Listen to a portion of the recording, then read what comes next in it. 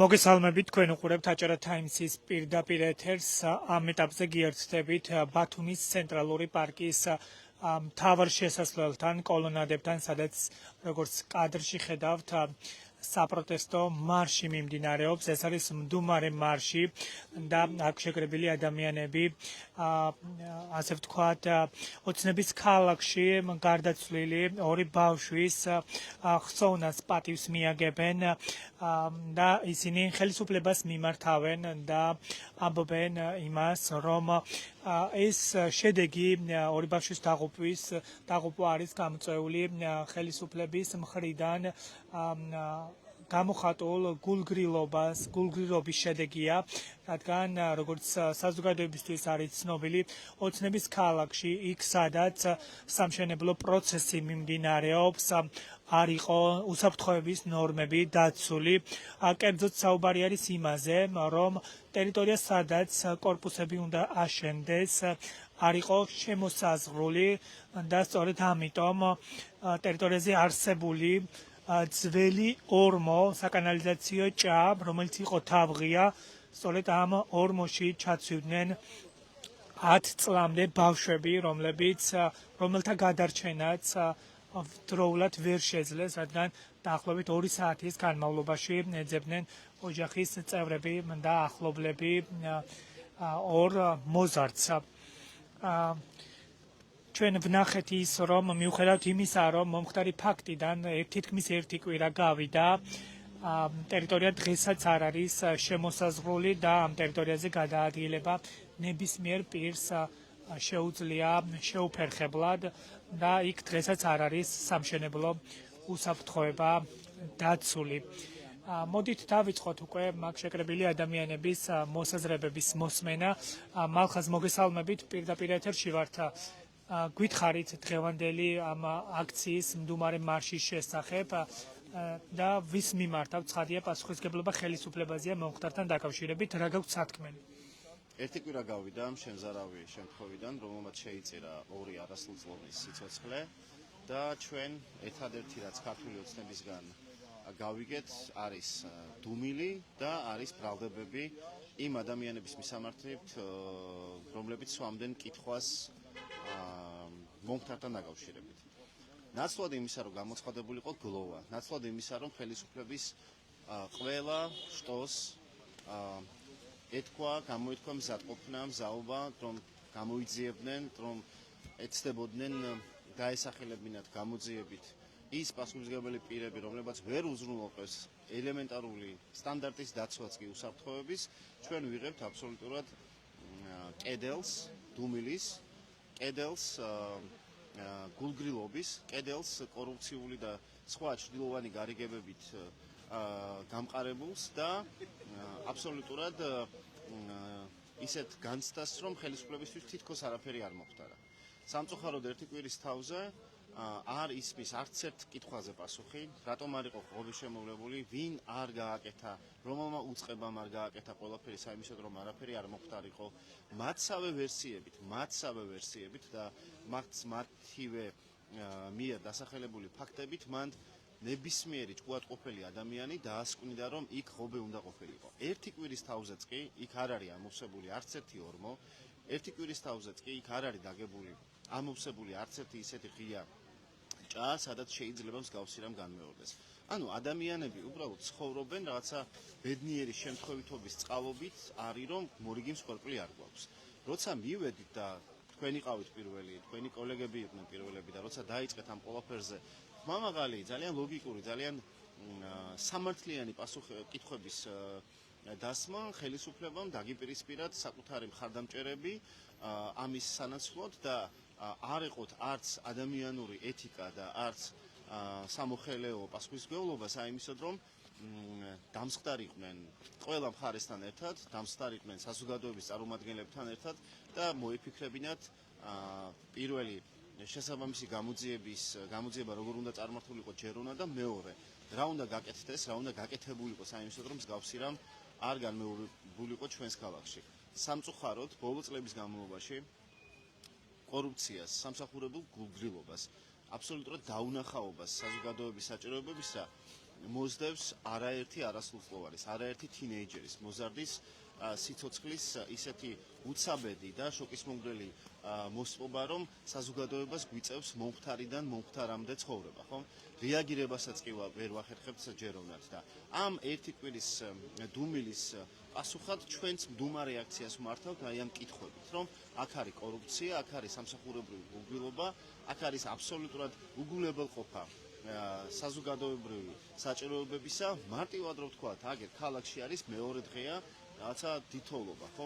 არც ერთი კომუნალური სერვისი სამწუხაროდ ჯეროვნად არ მუშაობს, ხო? მანქანებს უწევთ რაღაცა პრაქტიკულად სრიალი, არაფერს არ ვამბობ ტროტუარზე და რა შევიხდით ამხელა კომუნალურ სერვისებში გადასახადებს თუ ქალაქი სადაც 6 წელიწადში ერთხელ თოვს, ეს ქალაქი არ არის მზად ამისთვის, ხო? და ეს ყველაფერი შეიძლება აი შემზარავ ფაქტთან დაკავშირებით ნაკლებ მნიშვნელოვანი იყოს, იმიტომ რომ ჯერჯერობით ადამიანების სიცოცხლე არ შეწირვია ამ არაჯეროვან მენეჯმენტს, ხო, მუნიციპალური სამსახურების, მაგრამ ეს ხო ამის ნაწილი არის, რომ რისთვის ვართ მზად? საერთოდ რისთვის, რაიმისთვის ვართ მზად, რომ ვთქვათ, ქალაქში ერთი კვირა თოვლი იყოს, რომ მშენებლობის დროს ადამიანები არ გვეყუპებოდნენ, რომ ადამიანები არ ცვიოდნენ მშენებლობის დროს, რომ ვიღაცა ძლიერი ქარის დროს არ დაეცეს რაღაცა ქარის მიერ ჩამოგდებული ფიცარი და ამან არ შეიწიროს მაგალითად 21 წლის სტუდენტის სიცოცხლე, როგორც ეს მოხდა ბათუმში 1 წლის წინ, რომ არ დაიწვას სასტუმრო და ამ პროცესის დროს ადამიანები არ ამოიგუდნონ იმის გამო, რომ უსაფრთხოების ზომები არ არის დაცული, რომ ჯოჭო იქნება თუ სხვა ნებისმიერი მეწყერ საშიში დასახლება, ოჯახები არ მოიყოლოს მეწყერმა, მაშინ როდესაც ამ ადამიანებს არაერთხელ ჰქონდათ მიმართული საშუალად, ხომ, რომ ქობულეთში ან სხვა ქალაქში პატარა-პატარა სასტუმროებში, სადაც უნდა იყოს დაცული კანონმდებლობის უსაფრთხოება და არ ამოგვეხოცოს რამდენიმე მოზარდი, ხომ? ყველა ეს შემზარავი ფაქტი არის არა მხოლოდ უბედური შემთხვევების და დამთხოვების და გარემოებების ასე ვთქვათ შედეგი და მათი ჯამი, არამედ პირველ რიგში ეს არის კორუფციის, გულგრილობის, აბსოლუტურად გაუმართავი სერვისების და შერჩევითი მიდგომის ბრალი, რაც სამწუხაროდ გვიჯდება სიცოცხლეებად, გვიჯდება იმად, რომ გვიწევს ტრამვიდან ტრამვამდე ცხოვრება და თავს ვერ ვწევთ სირცხვილით, რომ არ ვართ ბოლომდე სოლიდარულები, რომ არ ვდგავართ, არ ვყვირით ბოლომდე, არ ვაკაკუნებთ საჭირო კარზე. სამწუხაროდ ეს არის ის რეალობა, რაშიც ცხოვრობ და სანამ დრო არის, საზოგადოება მასწავლებელი იქნება, ბაღის აღმზრდელი იქნება, ინჟინერი იქნება თუ ნებისმიერი სხვა პროფესიის ადამიანი, უნდა ვაცნობიერებდეთ იმას, ჩემი აზრით, მე დიდაქტიკას და ნოტაციას არ მოყვები, მაგრამ ეს მართლა ყველას პასუხისმგებლობაა, იმიტომ რომ სამწუხაროდ არავინ არ ვართ დაზღვეულები, რომ იგივე არ მოხდება ჩვენს თავს ან ჩვენი ოჯახის წევრების თავს. კეთილი, მალხაზ ჭკადუას უსმენდით და ის საუბრობდა იმ გარემოებებზე, რამაც ეს ორი ბავშვი იმსხვერპლა და ცხადია ამ პროცესში დიდი პასუხისმგებლობა ეკისრება ხელისუფლებას, რომელმაც ცხადია უნდა უზრუნველყოს ასეთ დროს სამშენებლო უსაფრთხოება, რაც ოცნების ქალაქის შემთხვევაში არ იყო დაცული. ნინო, მოგესალმებით, პირდაპირ ეთერში ვართ. თქვენი სათქმელიც რომ გვითხრათ ოცნების ქალაქის შემთხვევაში რასთან მქონდა საქმე და ცხადია პასუხისმგებლობა თქვენ როგორ ფიქრობთ ვისზე უნდა იყოს? მოგესალმებით. თავისთავად ოცნების ქალაქში რაც მოხდა, ეს იყო ძალიან ელემენტარული უსაფრთხოების არარსებობა. ანუ ღობე არ იყო, შემოღობილი არ იყო ორმო, რომელშიც ჩავარდნენ ბავშვები და ეს პირველი შემთხვევა არ არის, როცა უყურადღებობის და ამ უსაფრთხოების ზომების უგულებელყოფით იღუპებიან ადამიანები საქართველოში. იგივე აქ ჩვენ ვდგავართ ახლა ქუჩაზე, სადაც შორი ახლოს 9 ადამიანი შეეწირა 3 წლის წინ შენობის ჩამონგრევას, სადაც იქაც იყო იგივე, ანუ არ იყო გათვალისწინებული უსაფრთხოების ზომები და უამრავი მაგალითი არსებობს მშენებლობაზე ადამიანების დაღუპვის და ასე შემდეგ. რაც საბოლოო ჯამში ჩემი აზრით მივყავართ კორუფციამდე, უბრალოდ ადამიანები მხოლოდ ფულის საკეთებლად იყენებენ ყველა რესურსს და არ წუხდებიან ელემენტარულად იმის გამოც, რომ იმითიც თუნდაც რომ ელემენტარული უსაფრთხოების ზომები იქნეს გათვალისწინებული, რაც კანონით არის ვალდებულება და სახელმწიფო სახელმწიფოს სწორედ აი მათი პასუხისმგებლობა მდგომარეობს იმაში, რომ გააკონტროლოს, ან პირველ რიგში კანონებით უნდა იყოს განსაზღვრული ესეთი ზომები და მეორე უნდა მოხდეს მათი აღსრულება. ანუ ამ შემთხვევაში ჩვენ რომ ცხოვრობდეთ ისეთ ქვეყანაში, როგორშიც გვინდა რომ ვიცხოვროთ, აუცილებლად უნდა დადგეს პასუხისმგებლობის საკითხი. თუნდაც ქალაქის მერის ან სხვა პასუხისმგებელი პირის, რომელსაც უშუალოდ ქალაქის მოსახლეობის კეთილგანწყობა არის მისი, მაგრამ არავის პასუხისმგებლობა არ დგება. უკეთეს შემთხვევაში ხდება რაღაც მუშებზე ჯოხის გადატეხვა და ამის იქით რეაგირება არ მოყვება სამწუხაროდ არასოდეს ამ ამბავს. და ეს უბრალოდ აი ორი ბავშვი ალბათ ესეთი მართლა ყველაზე მძიმე შემთხვევა იყო, რომელიც მოხდა უახლოეს დღეებში, მაგრამ თუ ჩვენ არ შევცვლით დამოკიდებულებას შემდეგშიც მშენებლობების მიმართ და ნებისმიერი სხვა ქალაქში მიმდებარე თუნდაც გზების შეკეთების დროს უამრავი კიდე მოყვება ამას მსხვერპლი ჩემი აზრით. ანუ ეს გაკვეთილად მაინც უნდა გავითვალისწინოთ პირველ რიგში, რომ ეხლა ამ ბავშვებს კი ვერაფერს უშველით, გასაგებია, მაგრამ ეს ღვთისნება ნამდვილად არ არის მეგობრებო. აქ უშუალოდ ადამიანების უპასუხისმგებლობის გამო მოხდა ეს ყველაფერი და არა ღმერთის ნების გამო და ამიტომ დროა რომ თავისი სახელი დავარქვათ ყველაფერს და პირველ რიგში ადამიანებმა აიღონ თავისი წილი პასუხისმგებლობა და აუცილებლად აი შემდეგში მაინც უნდა მოხდეს გათვალისწინება, რომ ეს იყოს ბოლო მსხვერპლი აღმოჩნდეს. იმიტომ რომ ჩვენ რატომღაც ძალიან სამწუხაროა, რომ ამ ქვეყანაში ნორმალიზდა ადამიანების სიკვდილი, ნორმალიზდა ბავშვების სიკვდილი და თითქოს აი მსხვერპლიდან მსხვერპლამდე ცხოვრობთ უკვე და ველოდებით აი ყოველი დილის გათენებას, რომ კიდევ რა შეიძლებოდა მოხდეს. აი ხა თოვს მაგალითად და ქუჩაში რო გაიაროთ, უამრავი ადამიანი, ანუ უკვე ბევრი ინციდენტი მოხდა გზების გაუწმენდაობის გამო, მთებში ადამიანები არიან ჩარჩენილი, ანუ ყველაფერს ბუნებას ვერ დავაბრალებთ რა ნამდვილად და ვერც ორმო ვერ იქნება ამ შემთხვევაში დამნაშავე და ვერც თოვლი. ეს ისეთი მოვლენებია, რომელიც ყოველთვის ხდება, მაგრამ იმიტომ არსებობენ მუნიციპალური სამსახურები, იმიტომ არსებობს სახელმწიფო და ჩვენ ბიუჯეტიდან უამრავ ფულს ვხდით ამ ადამიანებს, რომ მათი პირდაპირი ვალდებულება არის რომ უსაფრთხოება შეინარჩუნონ ქვეყანაში და ამაში შედის გზების რა ვიცი მოპირკეთება, მარილის დაყრა იქნება თუ ნებისმიერი სხვა ქმედება, რომელიც ადამიანების ცხოვრებას გახდის უსაფრთხოდ. მადლობა ნინო გოგიას მოსაზრებას ისმენდით თქვენ. მარიამ, მოგესალმებით, პირდაპირ ეთერში ვართ. თქვენი სათქმელიც რომ გვითხრათ ოცნების ქალაქთან დაკავშირებით, ვის პასუხისმგებლობას ხედავთ და ეს დამდგარი შედეგი რით არის განპირობებული თქვენი აზრით? ის რაც ოცნების ქალაქში მოხდა, არის სახელმწიფოს მიერ ადამიანების გაწირვა უბედური შემთხვევებისთვის. არც ერთი უწყება აღარ არის ორიენტირებული იმაზე, რომ პრევენცირება მოხდეს ასეთი ტრაგედიების. ბიზნესი სრულიად მის ნებაზე არის მიშვებული, საზედამხედველო უწყებები ფაქტობრივად მხოლოდ ხელფასების აღების ფუნქციამდე არის მათი მოვალეობები დაყვანილი, რომ რაც შეიძლება მეტად გაყლიფონ ბიუჯეტი და 1%-იც არ შეასრულონ იმ ვალდებულებების, რისთვისაც ეს სამსახურები არსებობს. დღეს უკვე ნათლად ვხედავთ, რომ ერთის მხრივ სახელმწიფო, მეორეს მხრივ ბიზნესი, ორივენი სრულიად ითავისუფლებენ თავს იმ რისკების დაზღვევისგან, პასუხისმგებლობის აღებისგან, რომელსაც შეუძლია ადამიანები გადაარჩინოს, ანუ სიცოცხლე აღარაფრად აღარ ღირს მათთვის. და ამას ისიც ადასტურებს დღეს უკვე ამ მომხდარი ტრაგედიის ფონზე, რომ არც ერთ საჯარო მოხელეს, არც მშენებელს ბოდიში არ უთქვამს იმ უპასუხისმგებლობების გამო, რასაც ორი პატარა ადამიანის სიცოცხლე ემსხვერპლა. არა თუ ბოდიში არ მოუხდიათ ჭირის უფლებისთვის, საზოგადოებისთვის, არა თუ სამომავლოდ როგორ შეიძლება ასეთ ტრაგედიას ხელი შევუშალოთ, რომ კიდევ განმეორდეს, არათუ ამაზე არ ულაპარაკიათ მათ, რაც ვნახეთ იყო დატერორება საზოგადოების ოცნების ქალაქში მაცხოვრებლების, რომ ელაპარაკათ იმ სიმართლეზე, რამაც ეს სინამდვილე ახლა უკვე ბავშვების სიცოცხლის შეწირვით მოიტანა ჩვენს რეალობაში.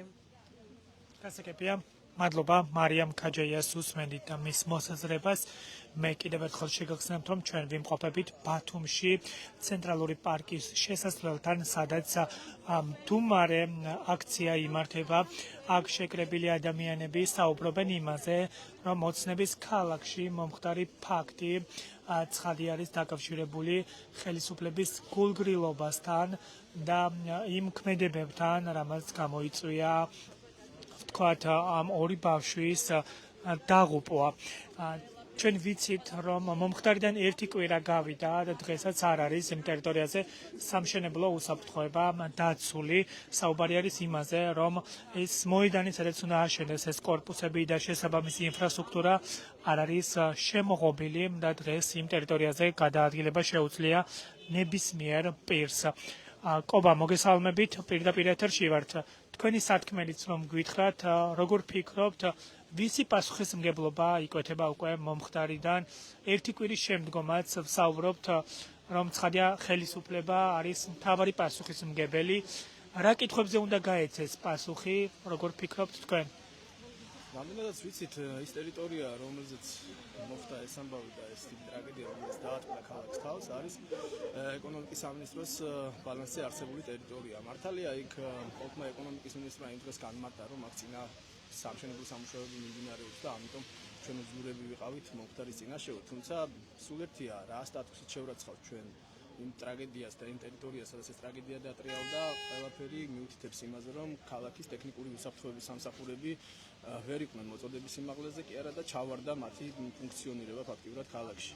ამაზე მეტყველებს თუნდაც ის, რომ უამრავი ასეთი ტერიტორიაა ქალაქში, სადაც ჩვენ ყოველდღიურად ვაწყდებით ფოტოებს, ვაწყდებით აქტიური მოქალაქეების პროტესტს იმასთან დაკავშირებით, რომ პოტენციურად შეიძლება ესა თუ ის ადგილი გახდეს ტრაგედიის ადგილი და ერთ-ერთი ასეთი ადგილია თუნდაც ის ტერიტორია, სადაც ეს ტრაგედია დაატრიალდა და ის არა მხოლოდ ის კონკრეტული პუნქტი, სადაც ეს მოხდა, არამედ იმ ტერიტორიაზე თქვენ თავად იცით, თქვენ აშუქებდით ამ მოვლენებს ყოველდღიურ რეჟიმში ფაქტიურად, როცა ეს ამბები ხდებოდა და თავად იცით, რომ არა მხოლოდ ეს პუნქტი იქ სავსეა სიკვდილის ორმოებით ფაქტიურად იქაურებოდა. შესაბამისად, თუ არ გაამახვილა ხელისუფლებამ კონკრეტულად ქალაქის მუნიციპალიტეტის ხელმძღვანელობამ და მუნიციპალიტეტის ტექნიკური უსაფრთხოების სამსახურებმა ამაზე ყურადღება, პოტენციურად ყოველ წუთში შეიძლება მოხდეს იგივე.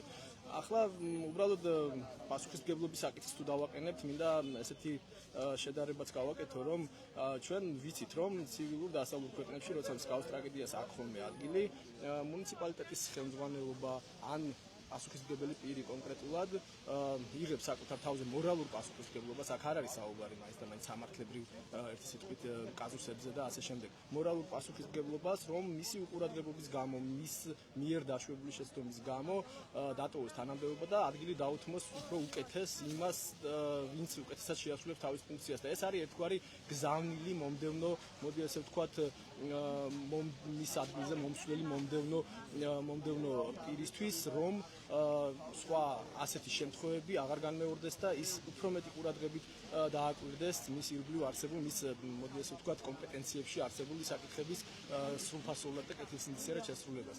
ჩვენ კი ამის მაგალითები საქართველოში ფაქტიურად არ გვაქვს არც ერთი შემთხვევა, თითქმის არ ვიცით ხო, გვარებიც კი გვახსენდება თითოეულ ჩვენთან, თუნდაც იანვრის ბოლოდან აქ თებერვლის 22-ია დღეს საქართველოში 3 არასრულწლოვანი დავკარგეთ იმის გამო, რომ ერთი თბილისში, 2 უკვე ბათუმში, ერთი თვეც არ არის გასული ამ ამბებს შორის და არანაირი ისეთი მწვავე რეაქცია არ დაგვინახია, რომ ზოგადად ასეთ პოზიციებზე, მაგალითად ტექნიკური უსაფრთხოების სამსახურებში მომუშავე ადამიანებიდან რომელიმეს ოდნავ მაინც ერთ სიტყვით რაღაც ისეთი ნაბიჯი გადაედგა ან მობოდიშების, ან თანამდებობის დატოვების გამოხატვის ან ზოგადად რეაქციის გამოხატვის, რომ საბოლოო ჯამში შემდგომი ჩინოვნიკებისთვის, მოდი ასე ვთქვათ, შეიქმნა საფუძველი, რომ მე ასეთ რამეს საზოგადოება არ მაპატიებს, მე ასეთ რამეს საზოგადოება არ გამიტარებს, ამიტომ აუცილებლად უნდა ვიყო მეტი მობილიზებით და ყურადღებით.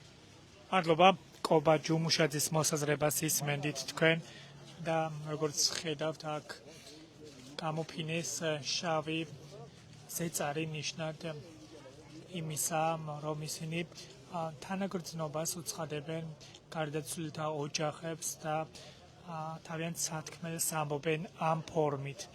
ყველა ვინც აქ შეიკრიბა დღეს ამ რთულ მეტეო პირობებში ამბობენ იმას, რომ ცხადია მომხდარზე პასუხისმგებლობა ეკისრება ხელისუფლებას, რომელსაც არ ჰქონდა უზრუნველყოფილი სამშენებლო უსაფრთხოება.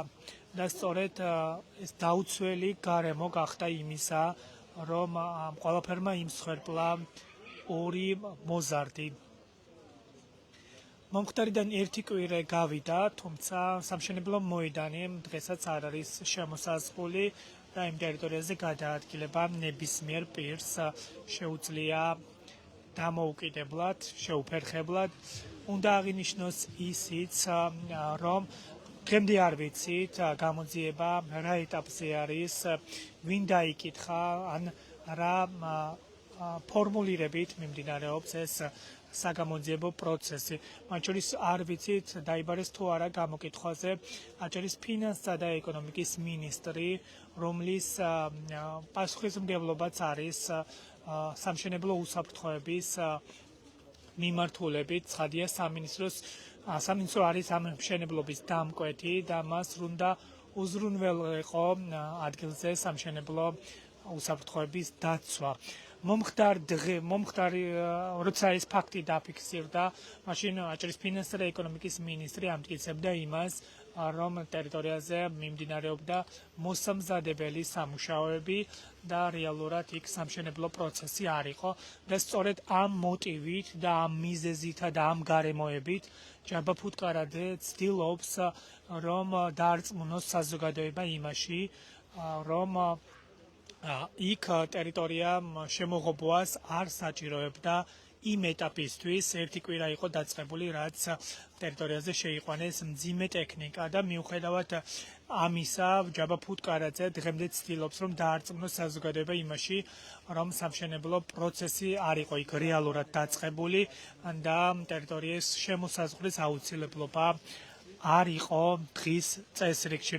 თუმცა ჩვენ ვიცით, რომ როცა კანონი კარნახობს იმას და ადგენს იმას, რომ როცა უკვე სამშენებლო პროცესი მიმდინარეობს, ცხადია, ვიდრე უკვე ტერიტორიაზე შევა მძიმე ტექნიკა, სპეცტექნიკა, აუცილებლად უნდა შემოისაზღვროს ეს ტერიტორია და მის შემდგომ უნდა დაიწყოს უკვე სამშენებლო პროცესი. ეკონომიკის მინისტრი, ასევე ყველა ჩინოვნიკი, ვინც კი ტერიტორიაზე მივიდა, ყველა მათგანი ამტკიცებდა იმას, რომ ის ადგილი, სადაც ბავშვები ჩაცვივდნენ, არ წარმოადგენს სამშენებლო არეალს. და სწორედ ამ მოტივით არ იყო შემოსაზღვრული. თუმცა ნიშანდობლივია ისიც, რომ სადაც უნდა აშენდეს მთავრობის მტკიცებით კორპუსები, არც ის ტერიტორია არ არის შემოსაზღვრული და იმ ადგილზე გადაადგილება ნებისმიერ პირს შეუძლია, სადაც მანამდე იყო, ვთქვათ, ფიცრულები, სახლები და ისინი როცა დაშალეს უკვე ტერიტორიაზე ცხადია სახიფათო საგნები, სიცოცხლეში სახიფათო საგნები რჩება და სწორედ ამ უსაფრთხოებიდან გამომდინარე ეს ტერიტორიაც უნდა იყოს შემოსაზღვრული. თუმცა დღესაც ვერ ვხედავთ ამ ტერიტორიას, რომ ყოფილიყოს შემოსაზღვრული. მოდით გავაგრძელოთ მოსაზრებების მოსმენა. მოგესალმებით, პირდაპირ ეთერში ვართ. თქვენ რომ გითხრათ თქვენი სათქმელი, როგორ ფიქრობთ, ვისი პასუხისმგებლობა შეიძლება დაისვას ამ პროცესში? მომხდარზე ვის პასუხისმგებლობის აუცილებლობას ხედავთ და ასევე როგორ ფიქრობთ, ეს შედეგი უკვე ორი ბავშვი რომ დაიღუპა, რა გარემოებებმა განაპირობა თქვენი აზრით? ცალსახად აქ შეიძლება ითქვას, რომ ეს არის მერის პასუხისმგებლობა, ეს არ არის განგება და არ არის ღვთისნება. ღვთისნება არის ის, რომ რა ვიცი, მეხი დაეცემა ადამიანს და გარდაიცვლება ამის შედეგად. იქ, სადაც ქალაქის ტერიტორიაზე დაუცველი თხილებია, სადაც რაღაცა ვარდება სახურავებიდან, სადაც ავტომობილის მძღოლები არ იცავენ წესებს და ამის გამო ხდება უამრავი ავარია, რომელსაც ლეტალური შედეგი მოყვება. იქ არის ხელისუფლების და მერის პასუხისმგებლობა. ამას ორი აზრი არ არსებობს ამაზე. და რაც შეეხება ამ ტრაგედიას, ამ საშინელ ტრაგედიას, სულ ცოტა ხნის წინ იანვარში გლოვა იყო გამოცხადებული გალში გარდაცვლილი ბავშვების მოსახსენიებლად იმართებოდა რაღაცა მიტინგები და ასე შემდეგ. რამ განასხვავა ის სწორი იყო გადაწყვეტილება გლოვა უნდა გამოცხადებული. ახლა რატომ არ არის გამოცხადებული გლოვა? ესენი ბავშვები არ იყვნენ თუ არ მესმის, ესე იგი მათი პასუხისმგებლობა რომ არ არის, ამიტომ არ გამოაცხადეს. ეს ბავშვები რითგან ცხოვრდებიან იმ ბავშვებისგან. დაუცველად გრძნობთ თავს, ეს ტრაგედია თავისთავად საშინელება, მაგრამ არც ერთის შვილები არ არის დაცული ხალხო და რატომ არ ესმით ამ ადამიანებს, რომლებიც ახლა ჩუმად ხედან სახლებში და ამბობენ დედასად იყო. ესე იგი იმის უნდა გვეშინოდეს, რომ გარეთ გავიდნენ ჩვენი შვილები. ჩემი შვილები არ არიან იმდენად პატარები, მაგრამ მაინც მეშინია, იმიტომ რომ საშინელებები ხდება ამ გზებზეც და ახლა თოვლიანი დღეა და ახლაც არ ვარ დაცული.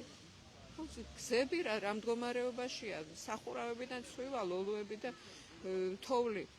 არც ერთი არ ვართ ახლა დაცული და ეს შვილების დედები როგორ სხედან ახლა ჩუმად სახლში და ზოგი ცინის კიდეც ამ ყველაფერზე. არ ვიცი რა მეტი სათქმელი მე არ მაქვს. მე შოკში ვიმყოფები უკვე რამდენი ხანია და ამ ტრაგედიის შემდეგ ხო საერთოდ რა. გასაგებია, მადლობა. დიახ, ასეთი არის მოსაზრებები აქ შეკრებილი ადამიანების. ყველა მათგანს მიაჩნია, რომ ამ მომხდარ ფაქტში დიდი პასუხისმგებლობა ცხადია ეკისრება ხელისუფლებას, რომელმაც არ უზრუნველყო სამშენებლო უსაფრთხოება და რისკის ზონები, რაც არსებობს ჩვენს გარშემო, ხშირად ვერ ვხედავთ, რომ ამ კუთხით შესაბამისი ზომები გატარდეს და რისკებისგან მაქსიმალურად იყოს საზოგადოება დაცული.